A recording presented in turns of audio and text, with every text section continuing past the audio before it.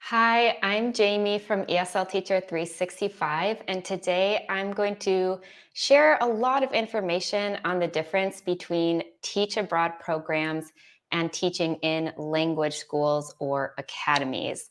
These are two of the most popular ways to teach abroad, teach English abroad, also other subjects. I'll share a little bit about that as well. And if you are interested in teaching abroad, this is a great training for you. And I will share a little bit about what we will cover today. First, I'll go over the differences between teach abroad programs and language schools in terms of different categories like pay, the type of students that you're going to get, visa information. Then I will share a list of the top teach abroad programs and some common language school chains. This will be really helpful if you're doing your teach abroad job search and you're looking for these positions. Then I will share my experience teaching in teach abroad programs in Spain and language schools in Australia. So you'll get to see some of the differences.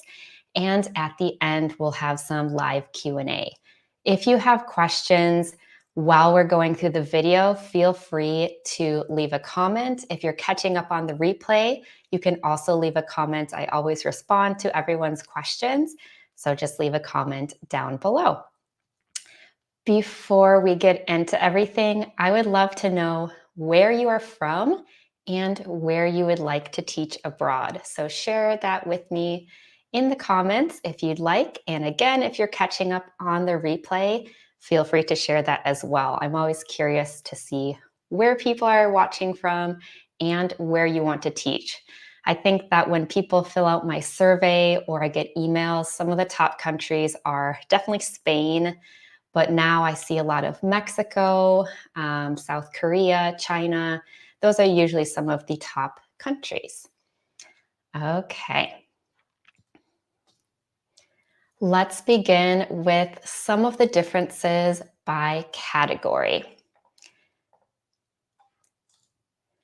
First, we'll look at the type of students. For teach abroad programs, you're mostly going to be teaching children. This would be typically K through 12, and you may be working with different age groups, or you could just be working with elementary or just be working with high school.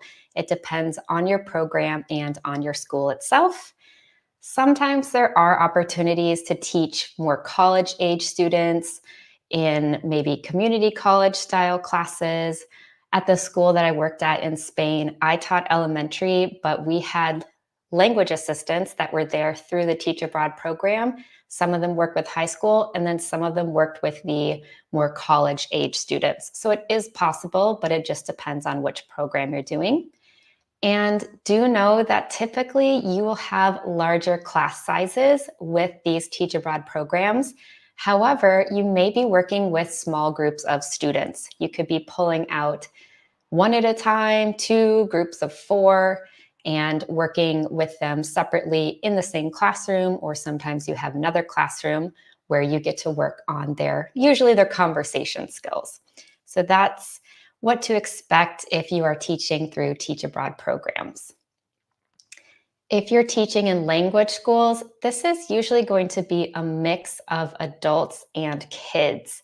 You have the opportunity to teach a lot of different ages and levels, which is why I do recommend this for new teachers because you get a lot of experience. It's a good way to see what you like, work with different levels and ages, and from there, then in future jobs, you might want to specialize a bit more. But for new teachers, it's a good way to see what your favorite levels and ages are. You're going to have smaller class sizes as well, maybe even some one-on-one tutoring, which also makes this a good option for new teachers. And if you're interested in teaching classes like test prep English or business English, more specialized classes, then language schools are for you. I taught Cambridge test prep, some business English. I even taught a class on movie making in English when I worked at a language school. So it can be not just general English in these schools. Now, the type of schools themselves. for teach abroad programs, I would say the majority you're going to be working in public schools.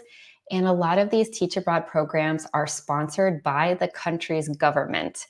But there are also some private programs as well, and these may be more connected to charter schools or private schools.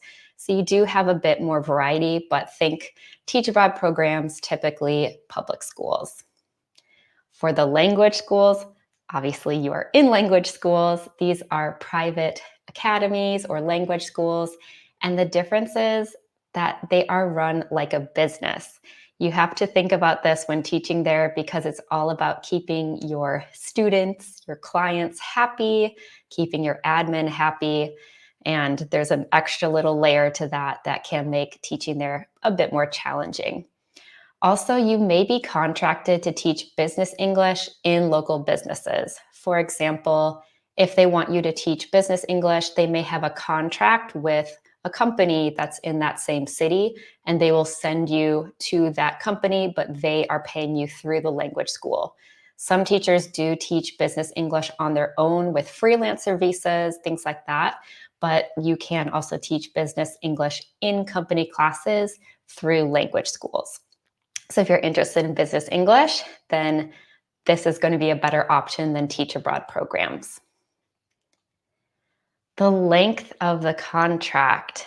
I would say that for teach abroad programs, most are 1 school year, but there are a few that you can do for just 1 semester. So if you're not ready to commit to going abroad for a whole year, then look for teach abroad programs that have a semester option.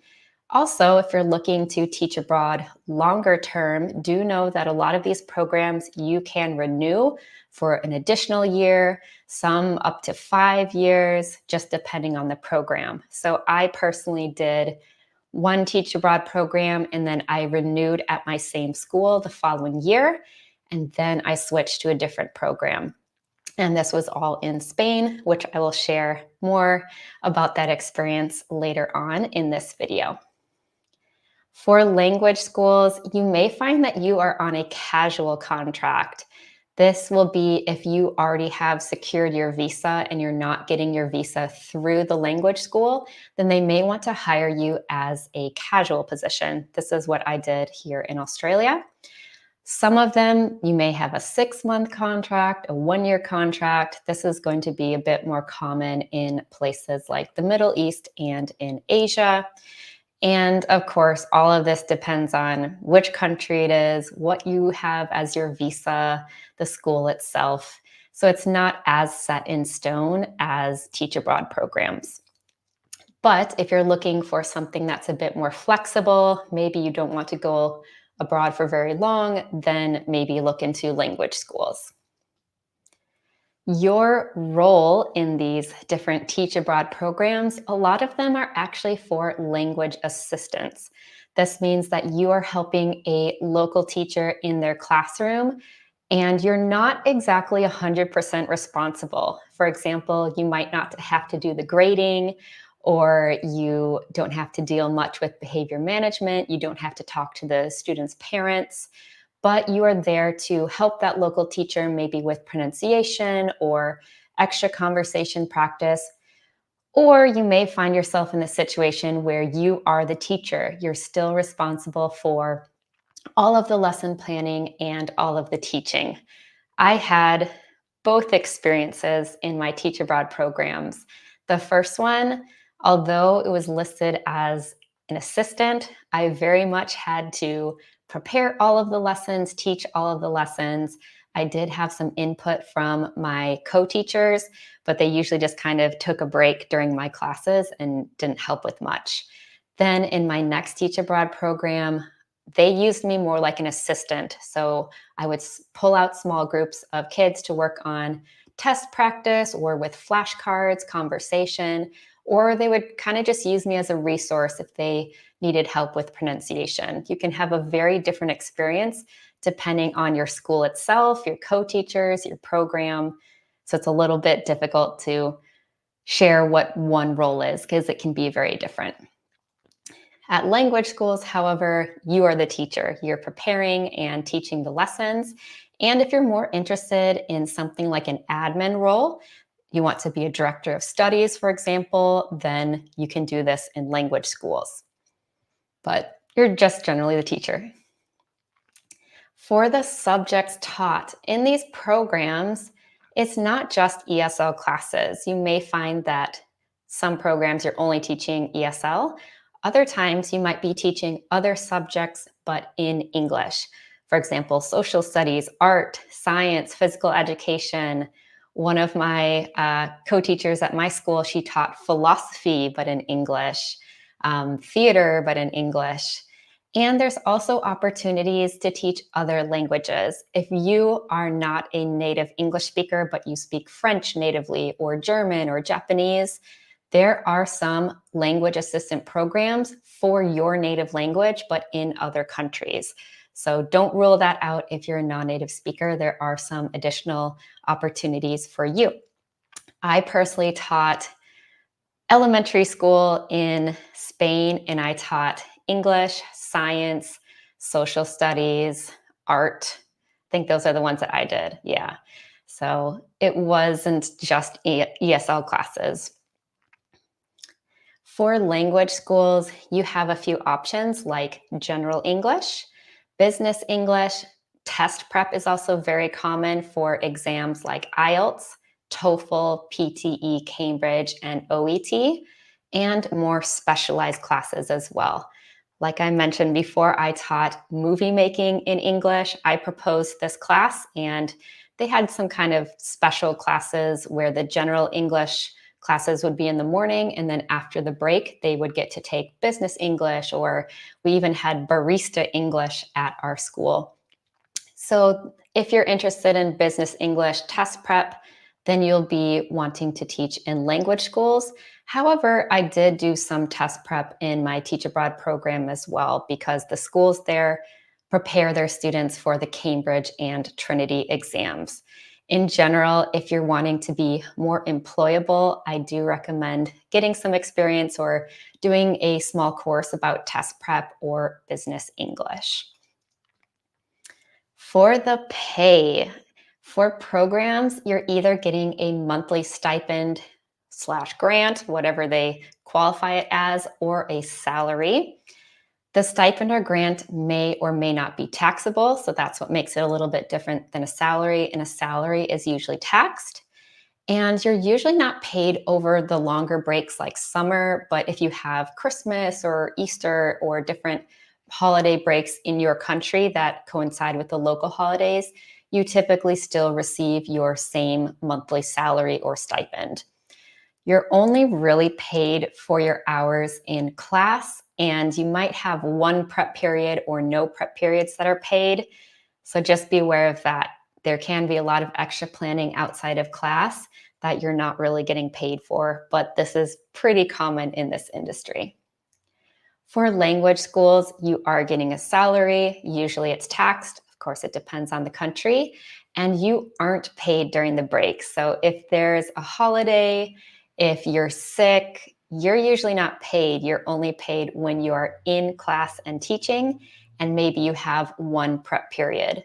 In my experience, I did get 1 hour of marking, so I could mark up their essays and everything, but that wasn't paid at the normal rate. It was paid at a lower rate. So it's a little bit strange. Again, you can be spending a lot of hours preparing all of your classes, but you're not really getting paid for it.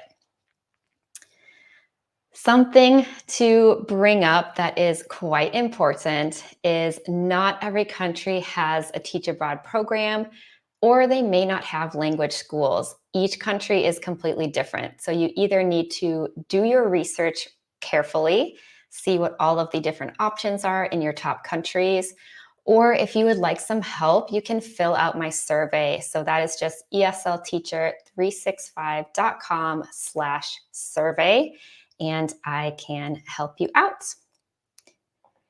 Okay, let's keep going with a few more of these different categories, and then I will be sharing the lists of all of this information with you.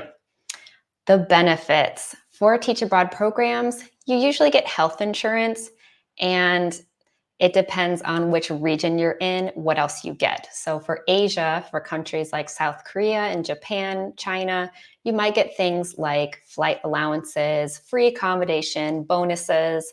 But in Latin America, in Africa, in Europe, it's not as typical to get these nice benefits. You usually just get health insurance. For language school, same thing. You might get some benefits in Asia, but you're not really getting much in the other regions. To give you an example, in Australia, I had to provide my health insurance, I had to get my own housing. That was just it. I had a work holiday visa, and I wasn't even on a visa that was connected with my specific school. For the hiring season, programs have applications and they only open 1 to 2 times per year, and it's often for a limited time. So it might be for a few months it's open, and they are getting very competitive. So I recommend looking at the official website, seeing what you need to prepare ahead of time so that you can submit your application right when it opens. A lot of these require a letter of recommendation, and you need to request this and get a few people that you ask for these letters before the applications open so you have it ready to go.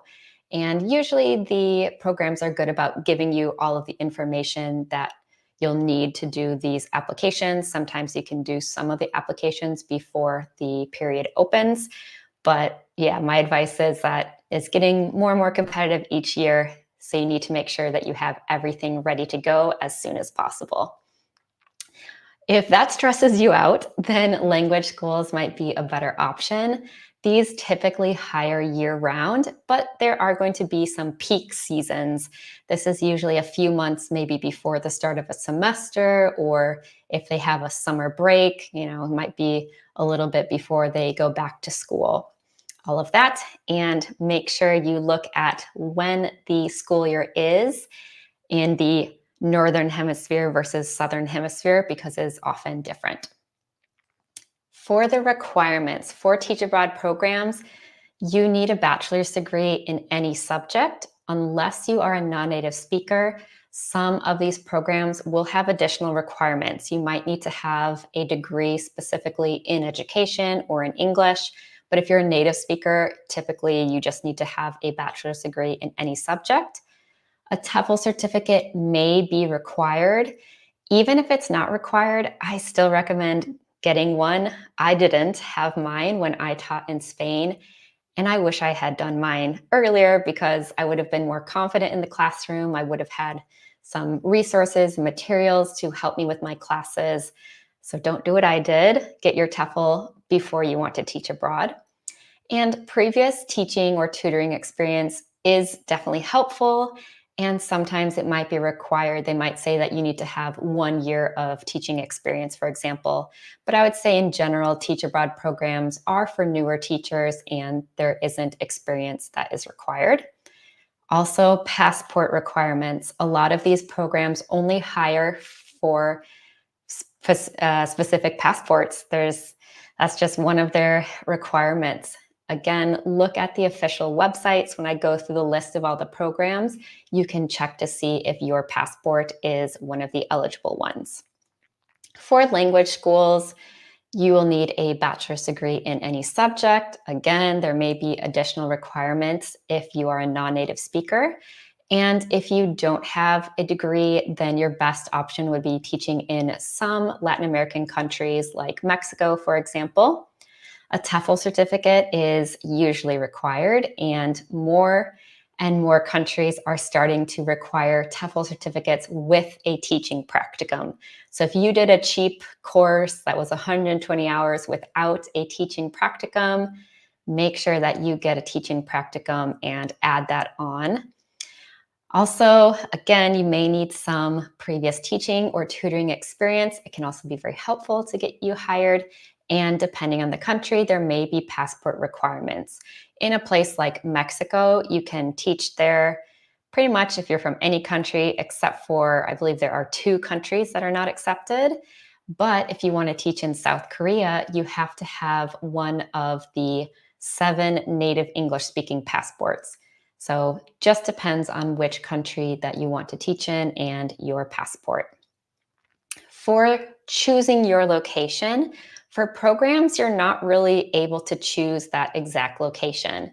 You can request a region or say that you prefer something, but you can't normally request an exact city. You just receive a placement.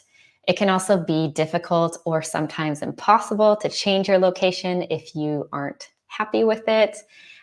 Some programs that are paid, they are able to place you a bit more specifically. So it does come at a higher cost, but if you're worried about being, for example, in a big city and you do not want a rural placement, then it might be worth paying that extra fee. For language schools, the advantage is that you get to choose exactly where you want to teach. Especially if you're applying in person, you can do your interviews at your school, you can do a tour, you can meet the students, meet the staff, and choose your exact school, which you're not able to do for those teach abroad programs. Do know that there's more opportunities in those bigger cities, but also more competition. It will depend on which country you're in. Some countries that are smaller might have no opportunities in rural areas, and other more competitive countries like South Korea, you might find that if you're a newer teacher, you have to teach in those smaller areas just because there's so much competition in the bigger cities. And finally, the visa. For the programs, these are going to sponsor your visa, and usually they help you with the visa process, even if it's just sending out a document to get you started. You'll receive a letter from your school or a contract, which you'll use for your visa. And it's usually a student visa with working rights or a work visa. For language schools, there are some different options. You may need a visa already secured. I came to Australia on my work holiday visa. That way I could get hired at any of the schools. You might need to have a student visa with working rights that you already got before arriving in the country, or a partner visa. But some schools may be able to sponsor you. This isn't very common in Europe, but it may be common in places like Asia. And it's also possible for some countries to enter on a tourist visa, do all of your interviews, and then once you have a signed contract, you can convert to a work permit or a work visa. So again, like everything, it depends on the country, depends on your passport, and all of the different visas that you are personally eligible for. Okay, so get ready to take a screenshot or pause the video if you're catching up on the replay, because I will be sharing a list of different programs and then chains of language schools. So Spain has a ton of different language teach abroad programs. And the one that is free, there's no fee to apply. NALCAP is the version for Americans and Canadians. And then Auxiliares de Conversación, that is one for Indians, Filipinos, Australians, people from New Zealand. The UK version is through British Council. So you can look into that. For all of these, you can just Google the name of the program and then look for the official website. If you're interested in teaching in Madrid, UCETAM, which is the first program I did, and Beta are there. You also have Medeas and RVF International, CIEE, and Conversa Spain. Some of these are paid. They do have quite a big fee. So it just depends if you feel that that fee is worth it or not, because they are actually placing you in the NALCAP program or the Auxiliares de Conversación program. So you can apply yourself without a fee, or you can pay this fee to get a little bit more help. For France, there's the TAPIF program. Korea has EPIC. Japan has the JET program. Taiwan is TFETP. Hong Kong is the NET program. Georgia has Teach in Georgia, but their website doesn't work right now. So you have to email them. So this one's a little bit trickier to find. If you need help feel free to send me a message and I can get you in contact with that. Poland has English Wizards. This is not a government program. This is a private program. Hungary, CETP. Italy, site is only for Americans who have studied Italian, so it's quite specific. And then worldwide, you can kind of choose many different locations to be an assistant, is the Fulbright program.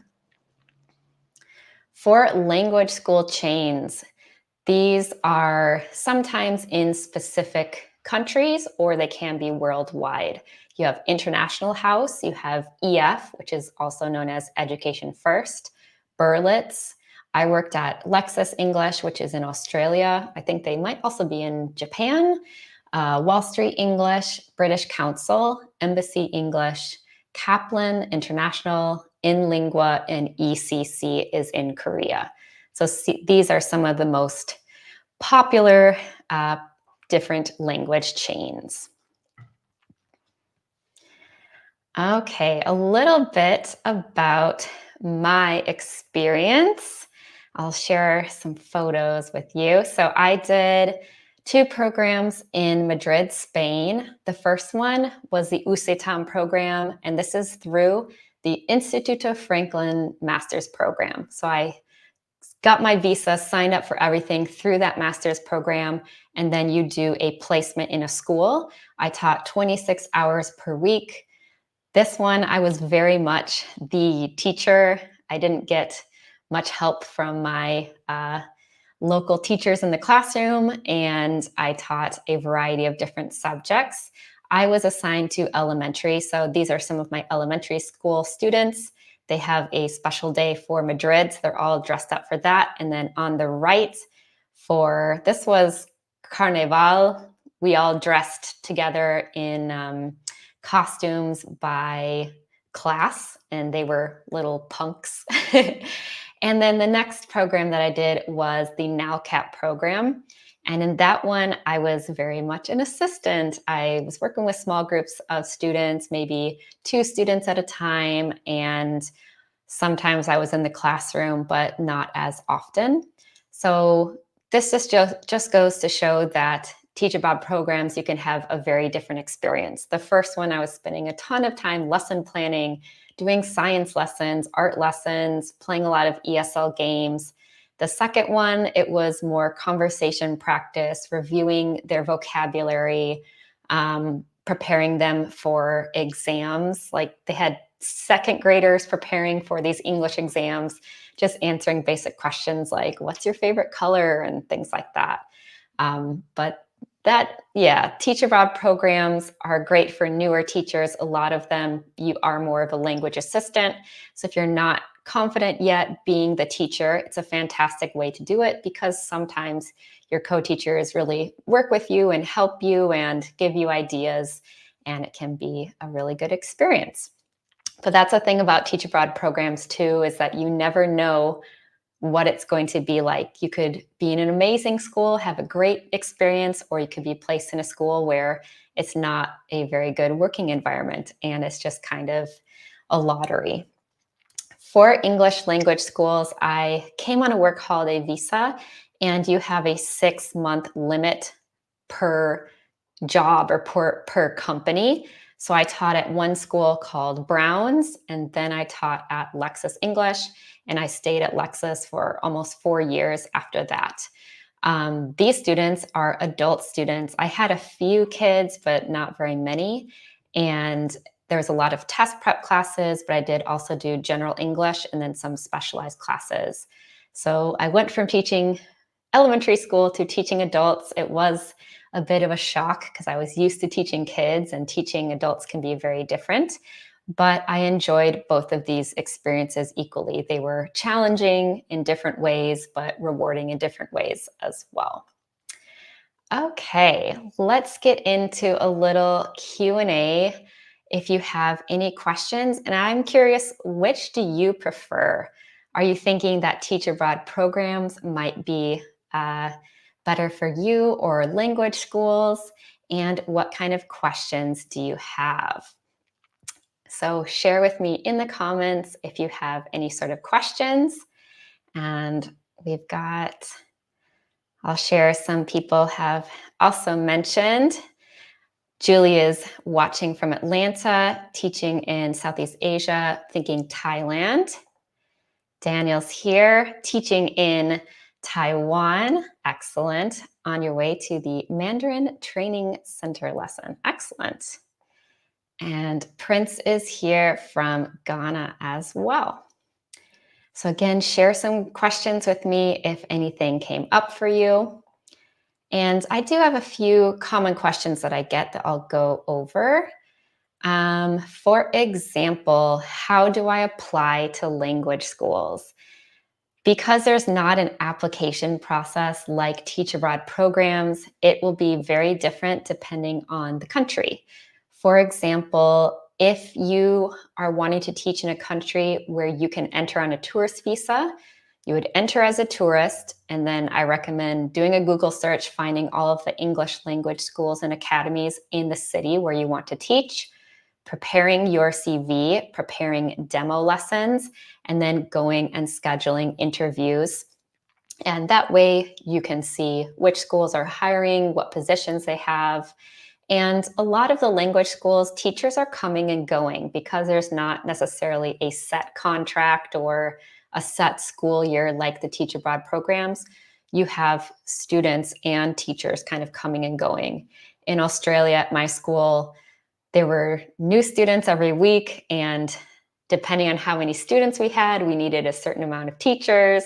And so every few weeks, they kind of shifted things around. You could be teaching one group, and then when that ended after 10 weeks or so, or maybe 6 weeks, you would switch. So it just kind of depends. But sometimes you can apply to language schools from abroad. I do have a job search workshop on my YouTube channel that you can search up, and that will give you some links to these language school recruiters, and even the schools are posting positions as well. Also, a common question I get is, which is better for new teachers? And it's a little bit tricky because the Teach Abroad programs are easier to apply to. You know that you're not really getting scammed because they've been around for so long.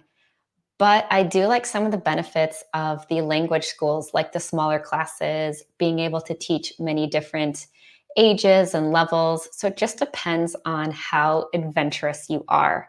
If you are someone that's not afraid to put yourself out there, you find that you have street smarts, you're pretty savvy with, reading red flags and things like that, then I say go for language schools. But if you're just getting started and you're kind of overwhelmed and a little bit scared, then Teach Abroad programs are probably the best option. Okay. We've got another one. Slack from Scotland, but live in Fiji. Oh, nice. Not too far from me. Okay, let's see. So how has your master's degree helped your teaching career and salary? That's a great question. It does help. When I did my master's in Spain, I arrived to Australia, and just because I have that master's degree, I get a higher salary already because they have a sliding scale, and it depends on how many years of experience you have, what your qualifications are. So if you have a bachelor's degree versus a master's degree, the teacher with the master's degree automatically gets paid more. So yes, it does help. Also, it will give you more opportunities. If you have a master's in something like education, then you can access university teaching positions. You can access international schools. So if you are serious about teaching abroad and you know that this is something you want to do, then I would say get an actual teaching license. I have my US teaching license, and get a master's degree. And with those, you're pretty much good to go. Okay. Tuning in from Atlanta as well. Ooh, nice. I'm about to graduate with my TEFL. Congratulations. Looking to teach in Poland, looking up English Wizards right now. Yeah, English Wizards, I've had, I think 2 clients have gone through them, and I've heard good things.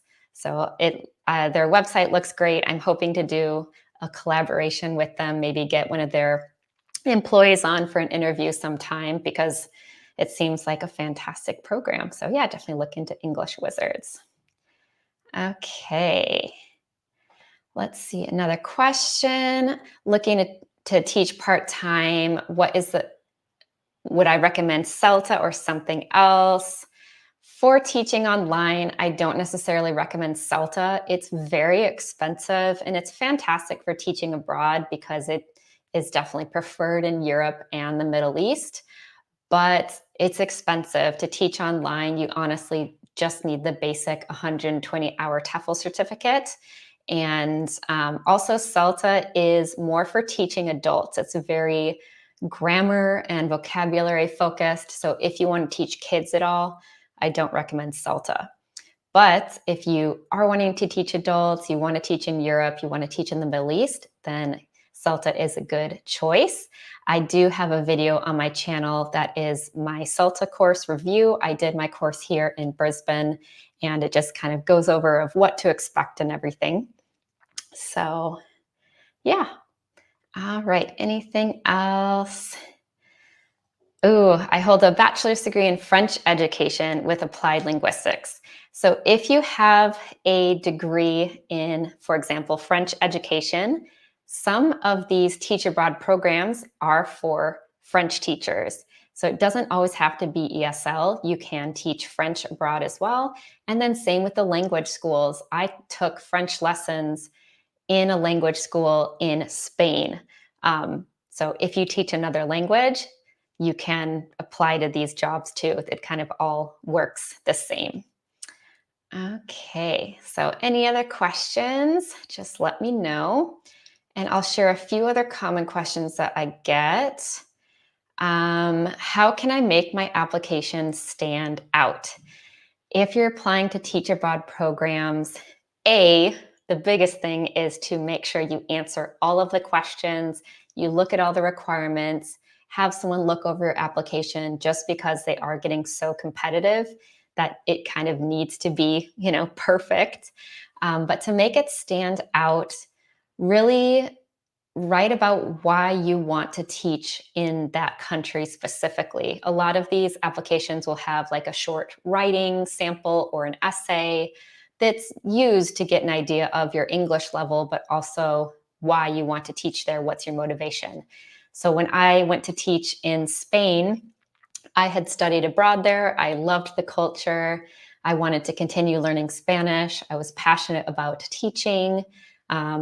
I actually have a license for teaching Spanish, so I very much was interested in the culture and the language.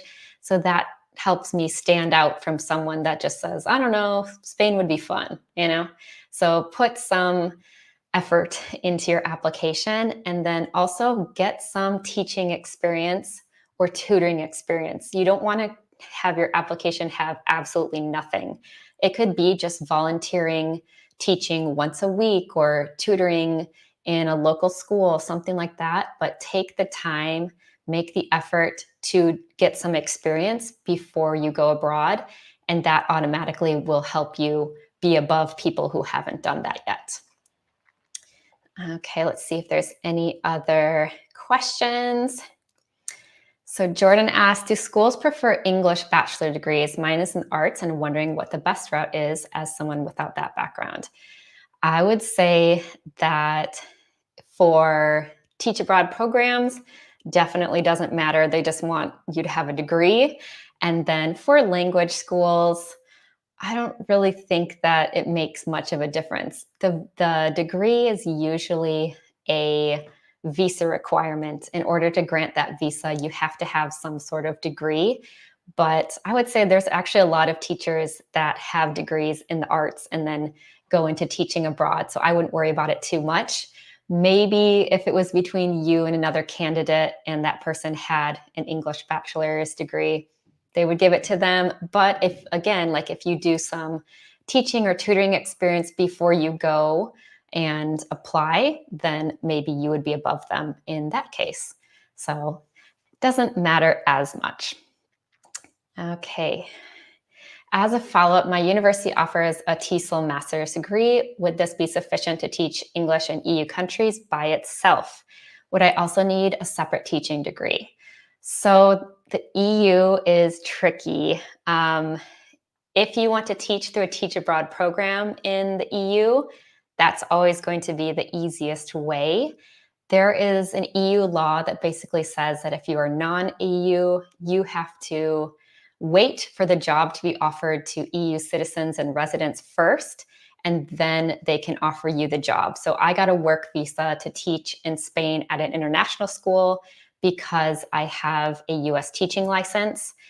So I could teach at this American international school. But yeah, if you're just going to the EU, it's very difficult to get work visas unless you have proper qualifications.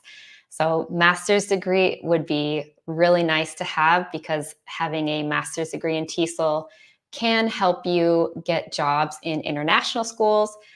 But international schools are typically not for ESL learners. They are going to be for international students who are taking the regular subjects, math, science, all of those things, but in English. So an English medium of instruction. There aren't as many ESL jobs in these international schools. So I would be a little bit careful with that. It's not like an automatic ticket to being able to teach in EU countries. So look at the countries that you're interested in and look at the visa regulations before deciding to go into that. So just be a little bit careful. And another question, are there any fees for applying for Teach Abroad programs? Sometimes. I would say more often than not, there are fees. The program that I did called NALCAP for Spain, or Auxiliares de Conversación, that one doesn't have a fee, but a lot of them do have some sort of application fee. It can be inexpensive, like 80 euros, and then it can be over $1,000 for some of the Teach Abroad programs.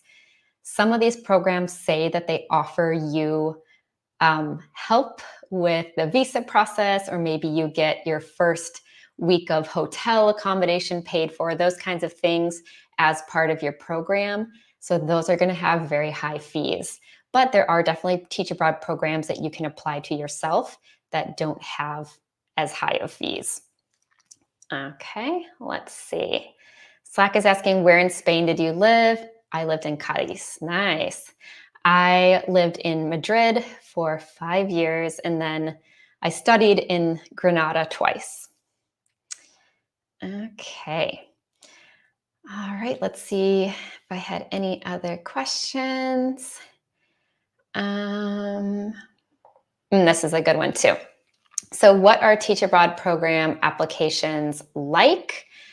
For these, typically you'll need to fill out, basic information, your passport, which passport you have, if you have a degree, all of that kind of information. But there's going to be some sort of essay involved, a letter of recommendation, usually from a professor or a previous employer. And a lot of them are all online now. So you just kind of fill out a form, or there's a system that they use where you upload all of your documents, your passport. And that's important to know. Your passport has to be valid for the entire time that you're going to be abroad, and sometimes 6 months after you finish, just to make sure that it doesn't expire while you're abroad. So take a look at your passport and check that expiration date now. Okay, see some more questions. All right. Is there any advice you can give to teaching in China, both pros and cons? I have a whole video about teaching in China, so I recommend watching that one. And then I also have a blog post, so that will definitely help with that. Daniel asks, a private sector language school teacher might be suddenly unemployed if enrollment is low after class ends. Yes, that is true. Any suggestions about risk mitigation against this? Same thing in Australia. So what happens in some of these private language schools is, imagine that there are, 100 students, and there are a certain number of teachers, and they're kind of divided. But then a lot of these students only come for 2 weeks, for 5 weeks, for 2 months. So they leave, and it can often go from 100 students to 20 students. So suddenly you are without a job. I guess what you can do for this to kind of reduce this issue is teach online if you're able to. When you're teaching abroad, you always have to check your visa to see if you can hold additional jobs. But could be teaching online, could be creating teaching materials on something like Teachers Pay Teachers, um, and also teaching private lessons. Imagine that you find yourself without a job at your language school. Well, then now you can add more hours to your private teaching. So yeah, it's scary when you're in this situation because you don't really know what's going to happen. And this happened to me during 2020. They basically had to say that they couldn't hire me because I didn't have Australian PR at the time. And the government was giving out money to the language schools so that they could employ Australian teachers. So I suddenly had no job. I went from having my job teaching test prep to nothing. And that's when I started teaching online, and I started my YouTube channel as well. So yeah, you have to think outside of the box a little bit, but it definitely can be a little scary. All right. Well, I do want to share with you that if you do want some help with your Teach Abroad journey, I do have a membership called Teach Abroad Club. We meet once a month and have a live training, something that would be quite similar to this, but with our private group. And then if you have any questions, I always help you through everything, and you get access to all of the previous trainings. We've done things like a CV workshop. We've done trainings on teaching in specific countries, and we vote on our different trainings each month. So if you'd like to learn more, you can go to eslteacher365.com/membership. I would love to welcome you into the membership. And then if you do have any questions, I will also put up my survey link. If you're just getting started with your Teach Abroad journey, or if you want to teach online as well, you can fill this out. Just go to eslteacher365.com/survey, and you'll fill out a little form, and then I will email you back with some helpful tips and links. Thank you for showing up live today or catching up on the replay. I hope that this was helpful, and I will see you in a future video. Have a fantastic day and happy teaching. See you later.